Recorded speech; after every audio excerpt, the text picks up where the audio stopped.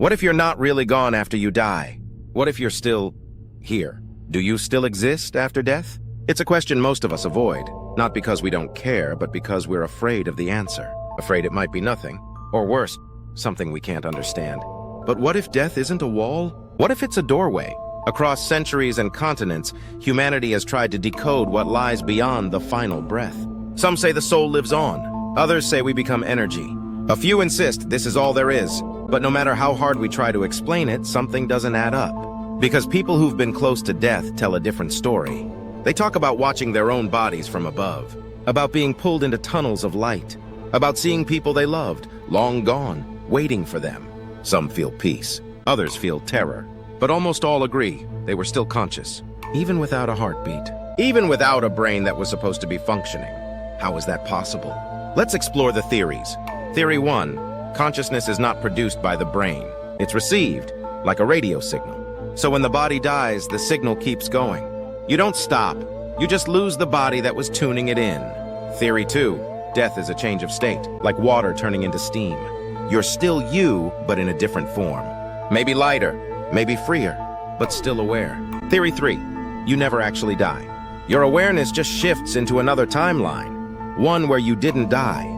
From your point of view, it's like waking up from a dream. Sounds wild? Maybe.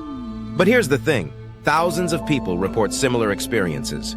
Not just dreams, but moments of clarity during clinical death. They describe details they shouldn't know, conversations that happened when they were unconscious, scenes they could only have witnessed if they were outside their body. And then there are the children. Kids who remember previous names, homes, families, deaths. And when investigated, those memories line up with real people who once lived. Coincidence? Imagination? Or proof? But there's a bigger twist. What if the version of you that dies isn't the whole story? What if part of you stays? Not to haunt, not to scare, but to observe. Have you ever felt watched when no one was there? Ever heard your name whispered in the silence? Ever sensed a presence that didn't make sense? Maybe that's not your imagination. Maybe it's you, or a version of you. Stuck, paused, waiting for something to complete. Because some believe souls can fragment, and pieces of ourselves linger in places we loved, or feared, or never finished what we started. And maybe those fragments are trying to return. So do you still exist after you die? Maybe in more places than you realize. Maybe in more forms than you're comfortable admitting. And maybe, just maybe, that's not a bad thing. Because if existence continues, so does love. So does memory. So does the chance to heal, to grow, to understand what we couldn't in life. So here's the question that really matters. If you still exist after death, how would you live today? Would you be more curious, more kind, more brave? Maybe the scariest part of death isn't what comes next. Maybe it's realizing we've always been more than we thought. And the story never really ends. Subscribe. Because if you've ever felt like you were more than just a body, you're not alone. And here's something to sit with.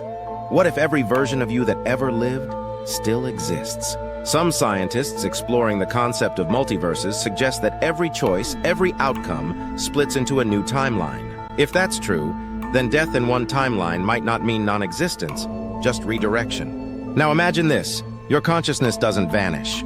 It expands. Fragments of your awareness spread across realities. Some still living, some paused, some remembering lives that haven't even happened yet. Ever meet someone and feel like you've known them forever? Ever dream something, then watch it unfold in real life? What if those aren't coincidences? What if they're echoes? There's a growing belief, especially in energy medicine and spiritual psychology, that parts of us are always connected to something larger, a network, a field, a soul memory too vast to fit into a single lifetime. So maybe the you that dies merges back into that whole. And maybe you've already done this before. Maybe the reason you're drawn to this topic isn't fear, it's recognition. You've been here before. You've crossed the threshold. You've returned. And if that's true, if death is not a loss but a return, then we've been grieving the wrong thing. Not the ending, but the forgetting. Because in life we forget who we really are. And in death we remember. So do you still exist after you die? Maybe not in the way you're used to, but in presence, in energy, in memory, in the minds of others, in the echoes of places you've touched, maybe in dreams someone else is having right now, maybe in the whisper of a breeze that brings your favorite scent, maybe in the silence between thoughts where something watches and smiles. The more you open to the possibility, the more the world seems to respond. Signs, symbols, synchronicities. Some say it's just your brain looking for patterns. But others, millions of others, say it's something else. So here's one more theory. What if the universe remembers you? Not just your body, but the essence of you. And what if it's waiting? Waiting for you to finish this chapter. Waiting to welcome you back. And in that moment, the moment after death, everything makes sense. You'll remember the beginning. You'll remember the purpose. And you'll remember that you never truly left. Because existence isn't a line. It's a circle. And the end is never the end. If that idea makes your heart beat faster, subscribe. Because maybe, just maybe, the questions we're asking now are the answers we left for ourselves before we were born.